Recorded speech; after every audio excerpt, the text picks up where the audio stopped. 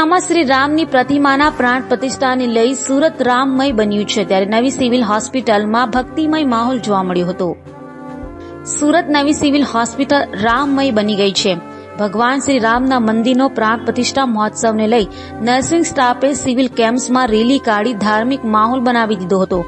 આખું કેમ્પસ જય શ્રી રામના નારા સાથે ગુંજી ઉઠ્યું હતું, તો નર્સિંગ સ્ટાફે કેસરિયા પહેરવેશ સાથે રેલી કાઢી હતી. સુરત નવી સિવિલ હોસ્પિટલના નર્સિંગ સ્ટાફ પણ ભગવાન શ્રી રામજીના મંદિરના પ્રાણ પ્રતિષ્ઠા મહોત્સવની દેશભરમાં થઈ રહેલી રંગે ચંગે ઉજવણીનો સાક્ષી બન્યું હતું.